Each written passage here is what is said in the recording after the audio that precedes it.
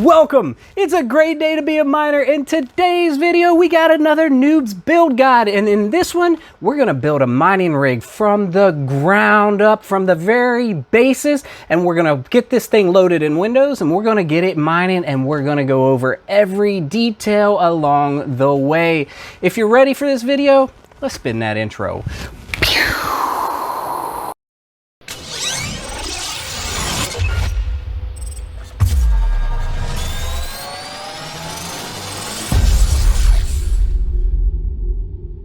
Welcome! Today we're going to do a Noobs guide, a full build from the ground up, part by part, piece by piece. Before we tear into that, I want to advise to go check out our Noobs guide parts, where we go over every single component that you need to build a mining rig, where we give the top selections as well as tips and advice on what to buy, how to hook it up, all the best goodies that you can. It's quite a thorough guide, so check that out. So now that we have that out of the way, let's go ahead and take a close-up look of all the parts that we're using in this build, and then we're going to get it started. Let's go. All right, so let's go ahead and start with the home, the housing, where we're going to put the GPUs. This is just a cheapo $40 8 GPU mining rig frame, and it holds 8 GPUs across the top and 5 fans across the back here. Here is your support beam with a non-conductive surface, and then of course it has a nice little cutout to easily access your CPU, and it comes with your standoffs and of course a cheap power button. And on this one I actually have this nice handy 3D printed housing for my power button, so it clips right on there. That's a nice little component. So now let's actually go over the components and the pieces that we're going to need for the mining rig. The first part we're going to need on the mining rig, we're going to need our motherboard, our CPU, and our RAM. For this, I already have a cheap Intel Celeron slotted in there. I believe it's a G4400. I have a 4GB stick and a 4GB stick. I have 8GB of RAM. I highly advise to always go with at least 8GB of RAM on a Windows mining rig. For the motherboard, this is the Gigabyte H110 D3A mining motherboard. This old guy has been so trusted and true for me. It is a 6 GPU board, but it could actually be split out easily into a 9 with an adapter. So then we've got, that's our core components right there, our core setup. Then we need to power our motherboard and our core. So I have just a Hive 750 watt bronze back here, because it's only going to be powering the actual motherboard and CPU. I'm not using this one to power the GPUs. So then we got to power the GPUs. So what are we using for there? This is actually a Dell 1100 watt server power supply with a X8 breakout board from Parallel Miner. Then I have to have some power cables, PCIe power cables for the GPUs. And I've got 4 of those, and I have 4 splitters because each GPU needs 2. And then for the risers, I actually will need 2 more cables, 2 more of these for a total of 6, and then I'll need 2 more splitters because I'm going to split each one of those into 2 risers. So I'll have a total of 6 and 6 to run 4 GPUs. So now we have to have a storage. We need a solid state drive right here. Silicon Power 128GB SSD. I've been using these Silicon Power for a while, and these things just work. They just run. For our risers, I am using version 009S Plus, and these have the nice metal shield, and then they have the gold plated here, and the important 8 capacitors for better power delivery. This board actually only has a single 6-pin for your power, but it works really well, and most of the time that's what you want to use anyway. If you can, you always want to power your risers with 6-pin power if possible. So that takes care of my core components. Of course, I'm going to need a thumb drive to flash Windows onto here, or if you're running Hive, you would need an SSD to put your Hive on there. And then I have a separate one where I put my mining utilities. This is a high-speed thumb drive that can quickly move over my utilities Doesn't want to focus, but that's okay. It's just a SanDisk high speed. Then for my GPUs, the most important piece of mining, I have an RTX 2070 Super Founders Edition. This will do about 42 to 44 mega hash. Then I have a 2060 ASUS ROG Strix. This is a beautiful beefy card right here. Again, 42 to 44 mega hash. Behind, I have another 2060 Super. This is a Founders Edition, kind of like this one, but a little bit shorter. And then another 2060 Super Founders Edition card. And for this setup, that should just about do it. We're just going to run a nice 4 GPU rig here. Nothing big, nothing fancy, but we're going to go over step by step and show you exactly how to set this thing up and get it mining. So there you go. There's all of our parts and our setup. So our first piece of business, we'll line up our motherboard, and we'll put in our standoffs right here into the frame. And then we'll go ahead and mount the motherboard. And for our second step, we'll go ahead and mount our ATX power supply. We'll go ahead and fit our server power supply, get all those pieces in there, get our SSD hooked up, and then that should get our core set up, and then we'll boot into our core and we'll go into our BIOS, check those settings. We'll go ahead and flash Windows onto the SSD, and then we'll go ahead and start adding our GPUs. Let's stop talking about it and let's start doing it. All right, so there we go. So let's see what we have so far. So we have our motherboard in place, and this one only takes 6 screws. Very important whenever you're putting your motherboard in a frame, go ahead and line it up and then set your standoffs in the place where the holes are going to line up, and make sure that all the standoffs are actually being used and connecting in the holes. You don't want to short out your motherboard. The next piece we went ahead and mounted our ATX power supply. I actually drilled a hole into this cheapo frame to get it to mount how I wanted it. This hole lined up just fine, but I drilled to make this one go in there perfect because it's a cheap frame and it didn't line up exactly how I wanted. And so then the next thing, I went ahead and ran the 24-pin power from the ATX power supply into the board right in the back. Let's see if we can get a good look right there. And then I also ran the CPU power from the ATX up and into the slot right there, which is an 8-pin, 2 4-pin connectors.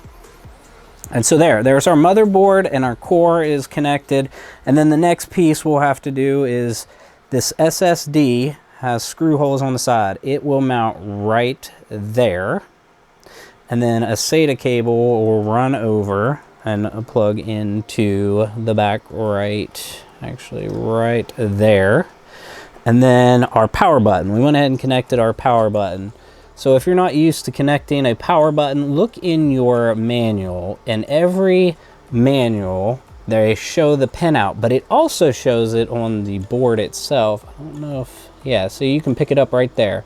And so we want to plug this into the power, the plus minus power, and then it runs over here, and it's just hooked onto the front. Just a cheap push button $2 toggle switch.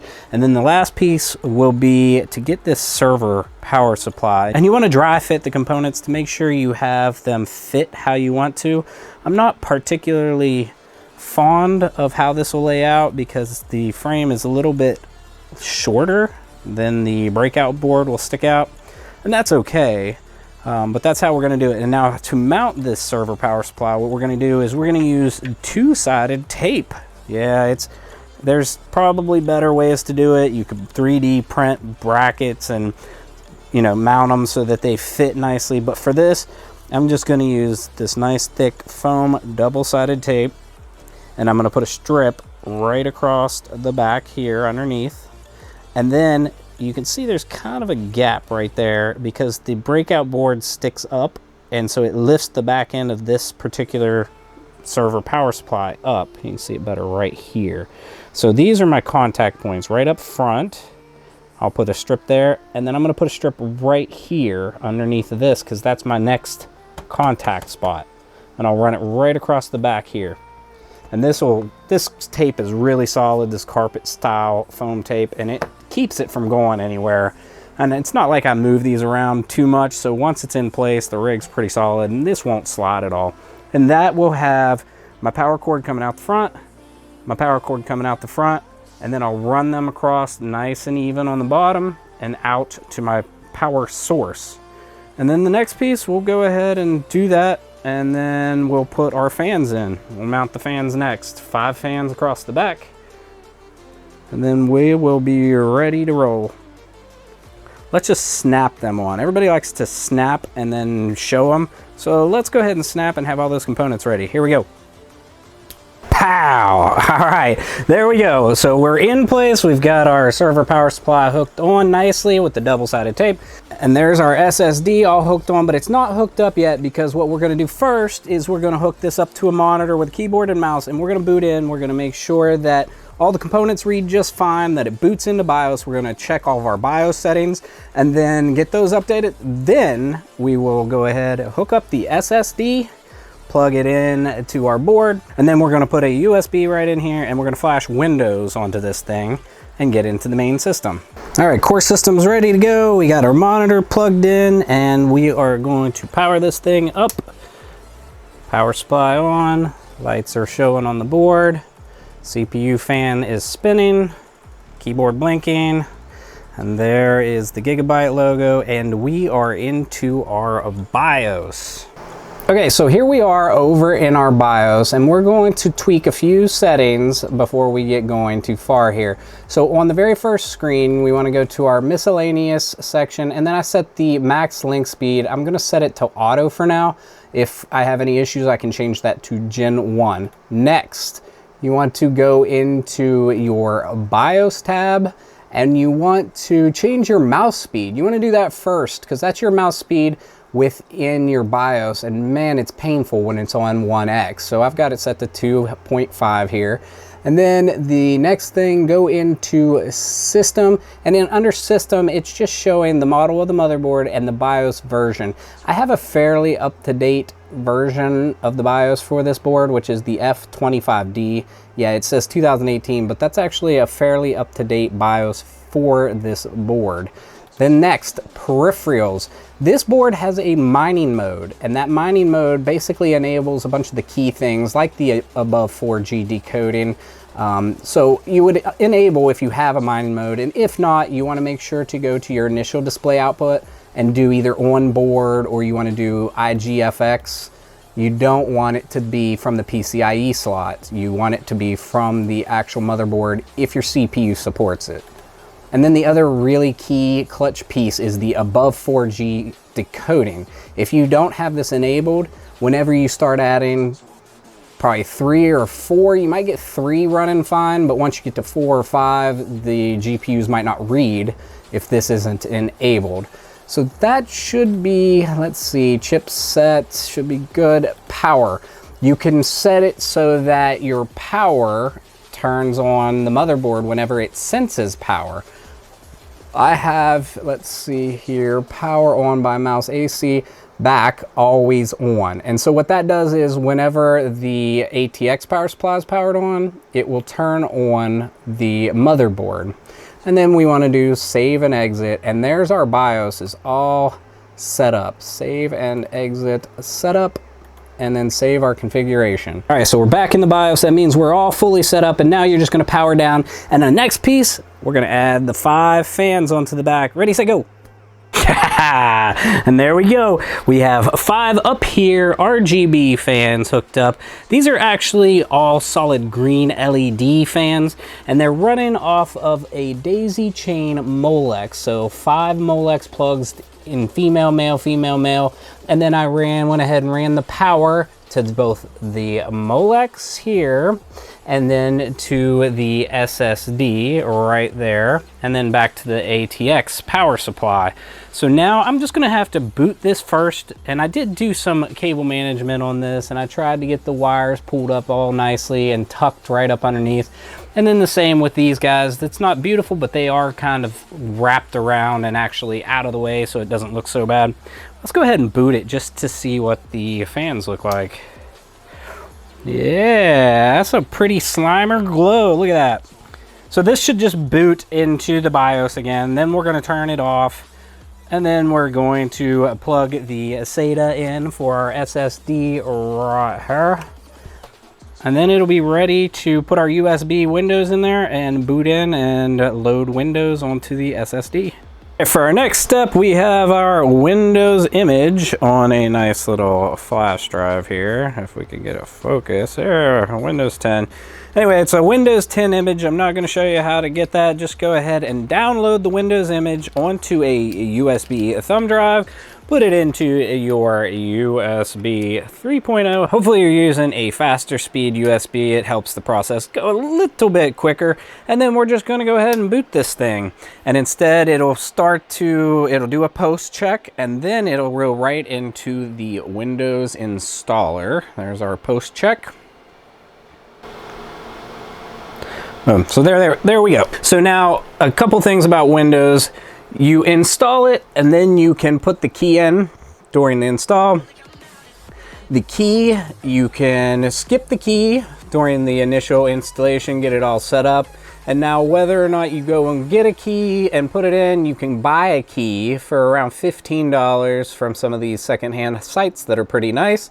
Or you can choose to not go with it for however long of a period of time. It really doesn't affect your mining rig or your functionality.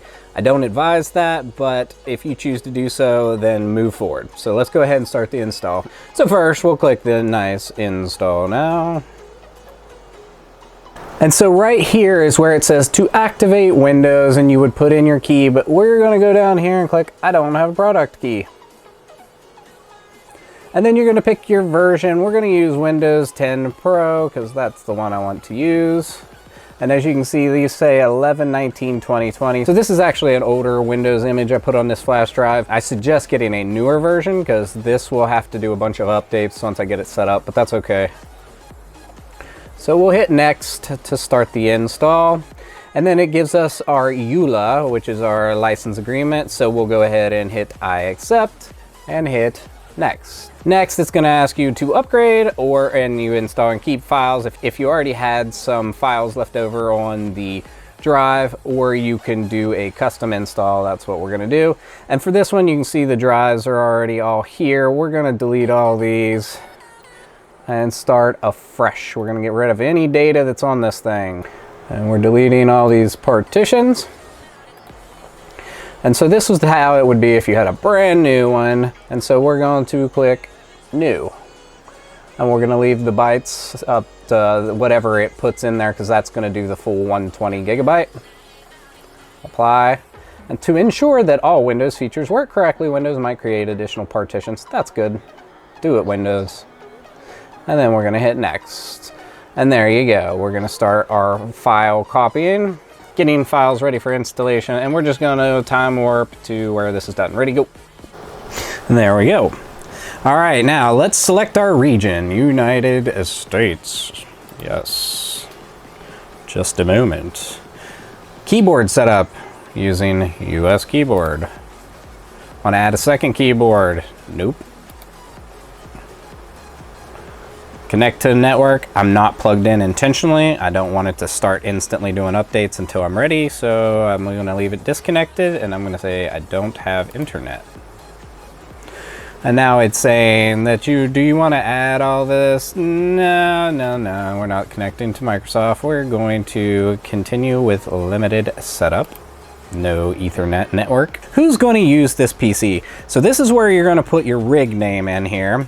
And we're just going to call this, our new temp rig. Temp rig. And then we're going to hit next. Then we're going to create a super memorable password. For here, I highly advise, if you're using this for mining, put no password in here. That means that whenever it reboots, it will go right into Windows. If there's a password here, it will want you to enter said password. So leave it blank and click next. Now, all this random junk they want you to have, disable, turn it all off. No, find my device. No, online speech recognition. No, inking and typing. No, advertising ID. No, diagnostic data. No, tailored experiences. No. Location, no. And then accept. Let Cortana help you get things done. No. Kick sand, Cortana. And now it says, hi. And now it's going to go through and continue to get things ready to jump into Windows. Let's cut. All right, so here we are. We're in Windows. We're all set up. So the first thing I'm going to do, it tells me about browsing the web with Edge. So let's just do maybe later. And something that just bugs me personally, so I like to get rid of this here search bar because I don't want it taking up my space. Hidden, and that gets rid of the little search bar. And then I would go and I would unpin and uninstall things like the Microsoft Store. We're just unpinning that. And so we unpin those, and then we might go into the start menu and uninstall and unpin all these random things they stick in here that are just taking up space. Get rid of all that garbage.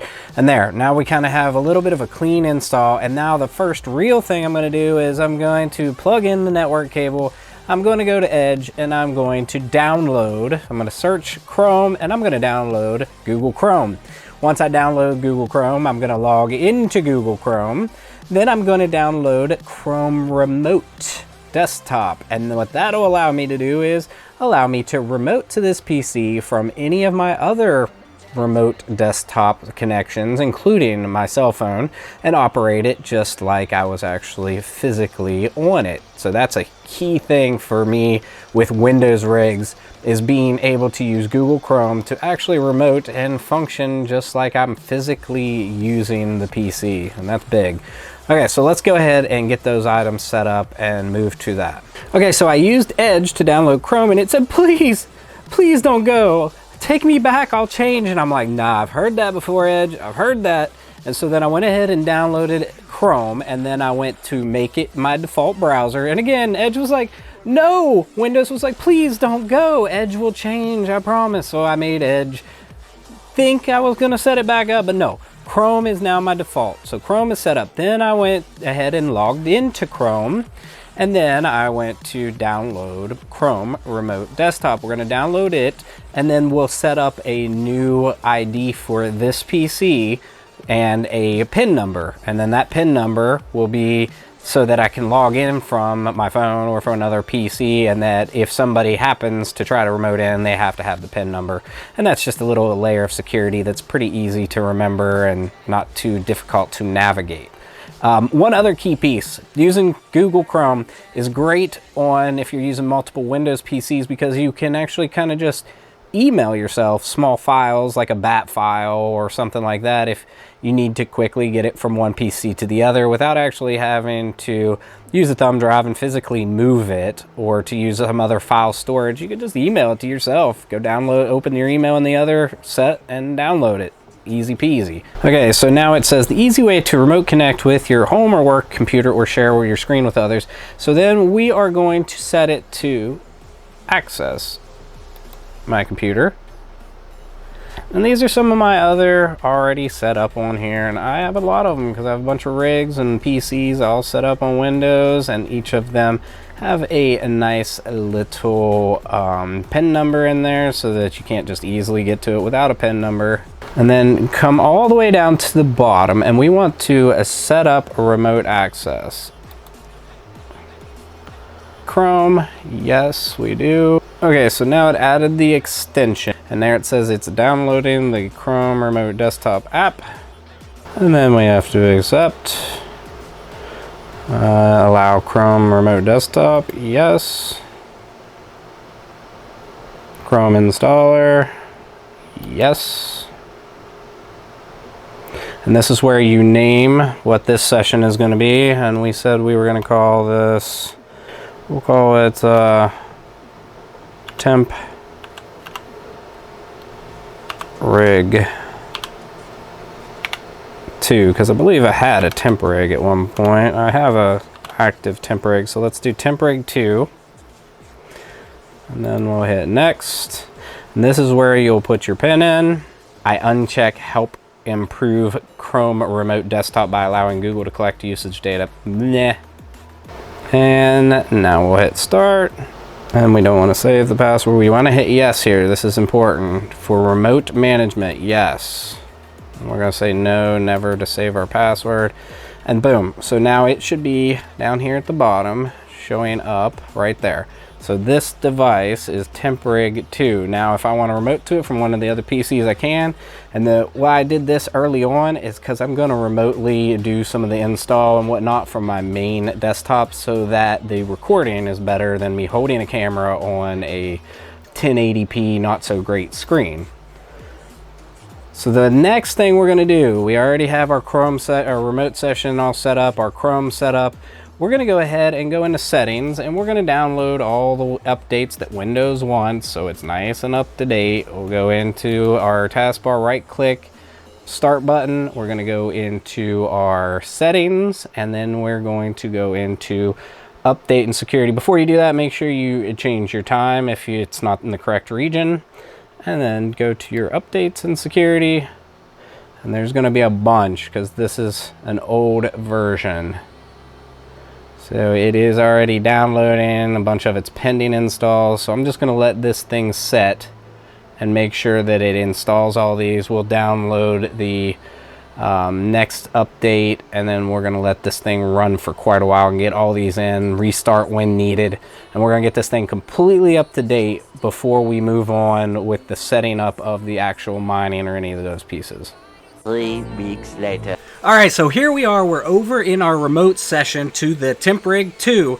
And what have we done so far? We did our Windows install. We went through and did all of our Windows updates. It's taken about 3 reboots and a number of installed files, and it says right there now that Windows is up to date. We cleaned up Windows a little bit. We unpinned some things. We uninstalled some of those little self-included apps in the start menu, and then we went ahead and downloaded and installed Chrome. We made it the default, and then we downloaded Chrome Remote Desktop, set it up so that we could remote in nicely like this through a number of different devices. And now for the fun part. Now we're going to install our first GPU. We'll hook it up, we'll boot back into Windows. Windows will probably see it as a basic adapter and not actually as the correct graphics card. And so we'll have to download and install the correct drivers, whether that be the most current AMD or the most current Nvidia drivers. So there's where we're at. Let's go do it. All right, now for the fun. Let's add a GPU to this and get it set up, and then add the other 3 with it. So these are some fancy little thumb screws. These are anodized, beautiful green metal, and these are just plain black ones. Let's see if we can get a good picture of those. See right there. Now these, you say, are just a minor little cosmetic accessory, but man, they make a world of difference when you're consistently, if you're moving anything around. They are just so much easier to tighten, to loosen, to move around. And man, the green or the blue or the red just add that little extra touch of flair. I'll make sure to put a link down in the description so that you can get to these. And I'll link most of this hardware down in the description as well. So let's go ahead and take our GPU, and we're going to add to our riser. And then we're going to go ahead and put it in place and show you how we hook this thing up. All right, so here's our GPU. This is a 2060 Super ROG Strix edition. This is a beefy, really nice heavy-duty card with some beautiful lighting. Get a little bit of grease bleed on these, and that happens after time where the thermal pads start to break down. But as long as the temperatures are good, and it's 2060 Super, so I'll have it cranked way down. I'm not too worried about this little bit here yet. So now, to hook up our riser, we've got our riser like so, and you just want to hook it into the PCIe slot like so. Give it a firm straight down click. And these have a springed clip on the back, so you can tell easily when they clip in. And there's our risers hooked into it. And then we'll have to power right here, our 6-pin power, and then our USB connection will come out of it right here. Let's just set this guy. We're gonna set it right here. We've only put in 4 on an 8 GPU rig. So we're just gonna set it there and go ahead and put our pretty anodized thumb screw in there to hold it in place. If I can get to it. And man, a thumb screw is just so much nicer. Like how easy that is. No screwdriver to mess with. Pretty easy peasy. And there's our first card is sitting in there. Let's go ahead and get closer and hook up the actual USB and plug in the riser to the motherboard. And so here's our USB cable. And let's plug that thing up underneath.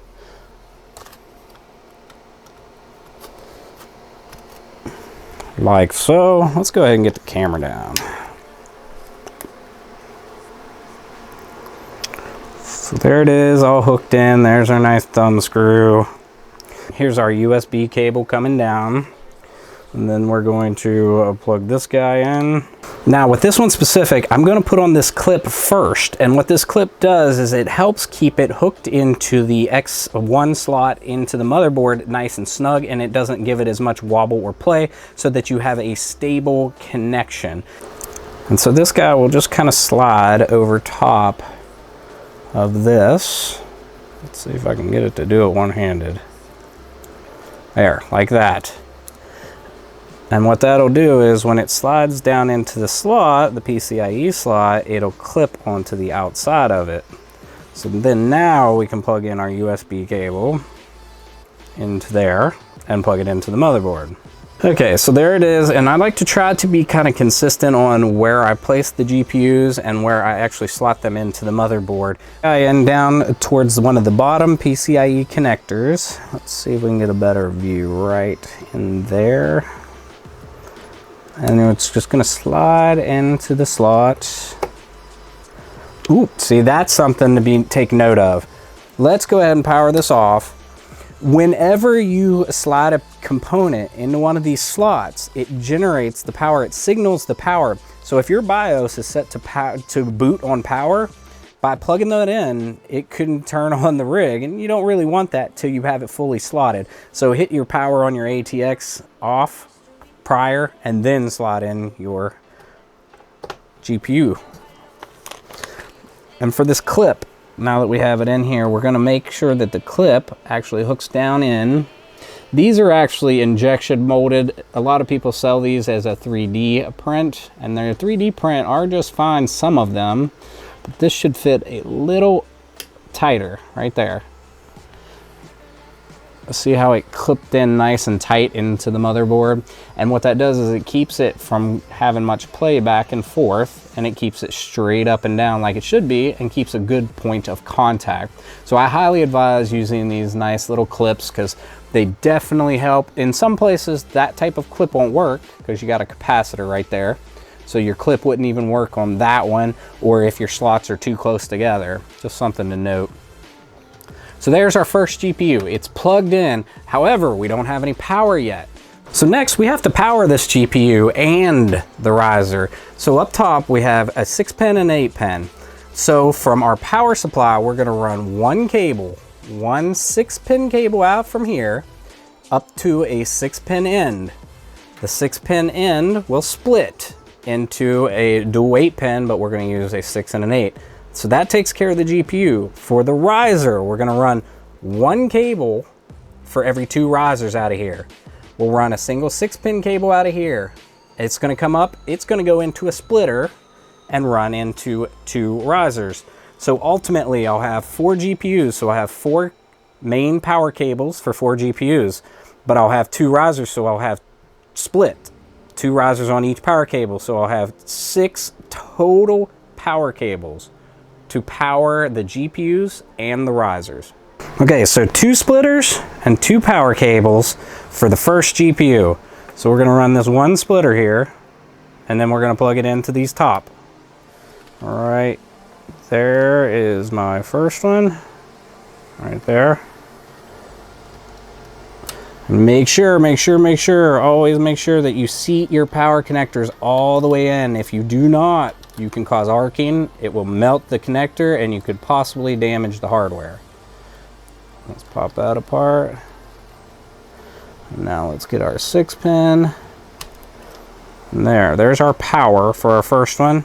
And then of course we need to run it to the server power supply.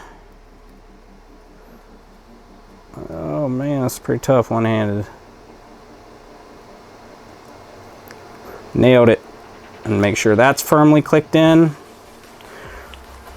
And then this will run all the way back to our server PSU. whenever you're hooking up to your server PSU, try to load balance. And what I mean by that is put equal amounts on both sides. So I'll power 2 GPUs off of this side, 2 off this side. I'll run 2 of the risers on this side and 2 of the risers off that side. And I'll go back and I'll clean up my wiring nice and neat and get it all tucked away. But that should be, well, the first one we still need to put in the power to our riser. So we'll use splitter number 2. This will go to riser 1, this will go to riser 2, and then it'll run back to the server power supply. And let's see if we can get a big view of that. That's pretty rough, right up underneath, because this is one on the end. A lot of the risers, different versions, will put a 6-pin over here on the side, and it is kind of convenient to have it on the side for routing purposes. But this is actually a little cleaner when it's underneath, but it's a little bit harder to work with too. All right, so we're clicked all the way in underneath for riser number 1. We'll drop our splitter down under like so. And then we're gonna hook the power cable and run that back to our server power supply.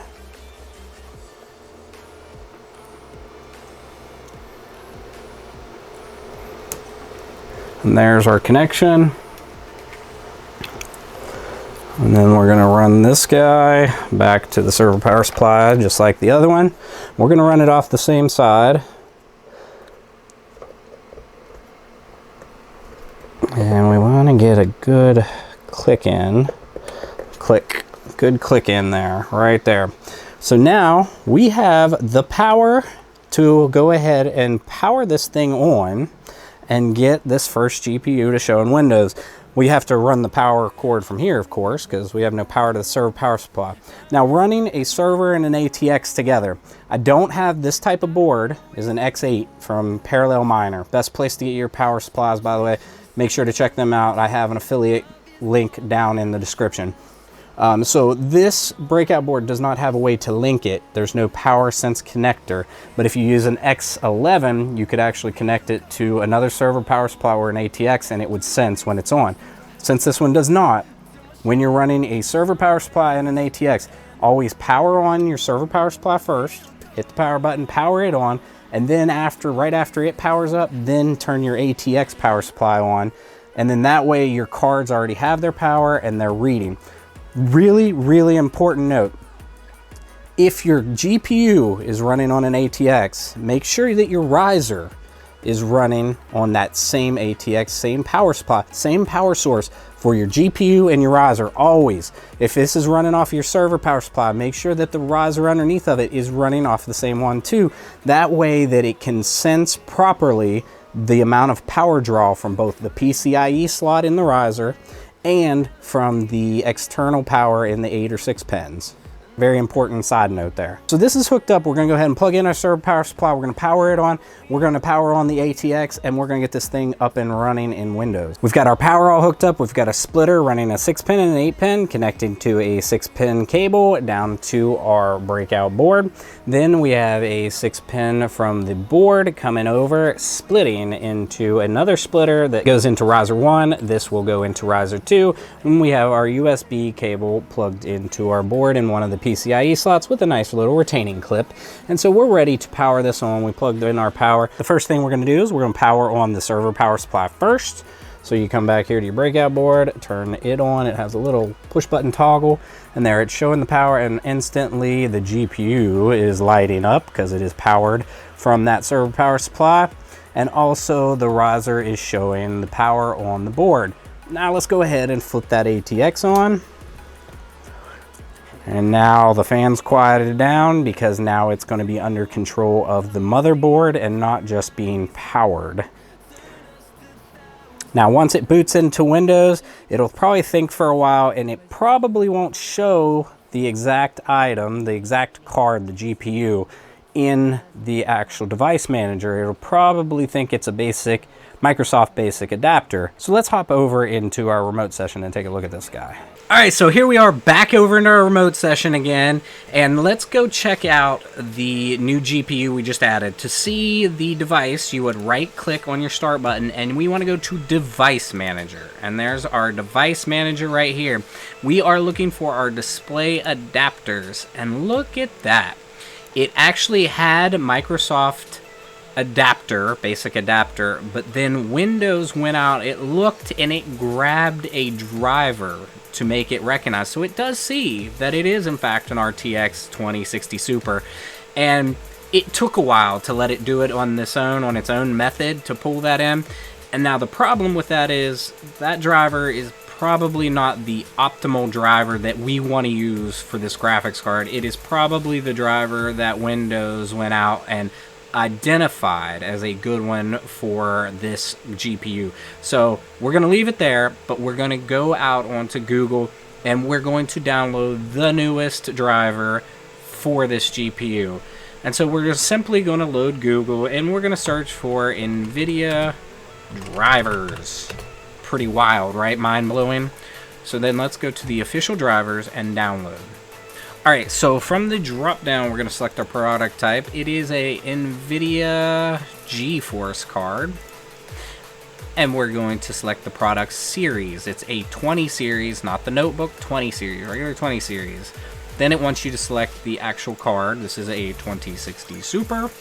We're using Windows 10 64-bit, and we're going to use the regular game-ready driver, and we're going to search.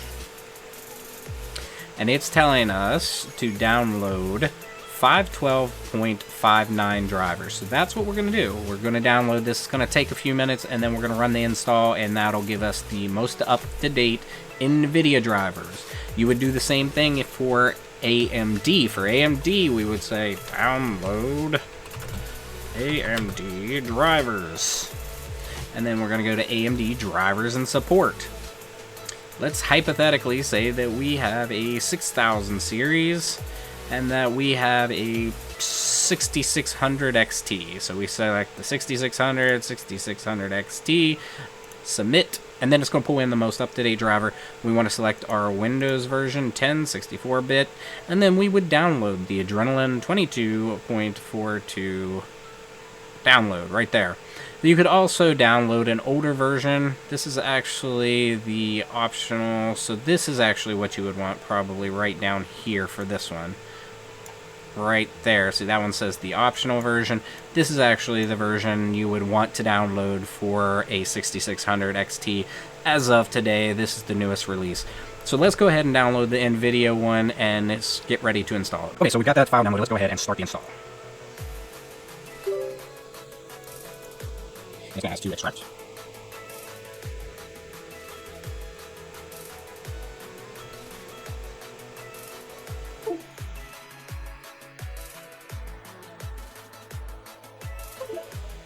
Alright, now we're just going to install just the driver. We don't want the GeForce Experience, so read and continue.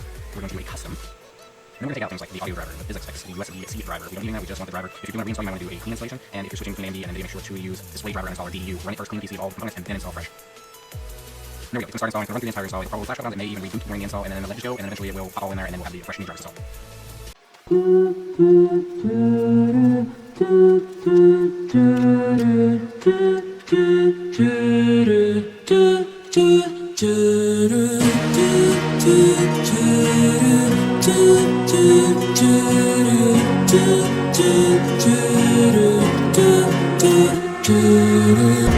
Another heading slowly, a child is slowly taken,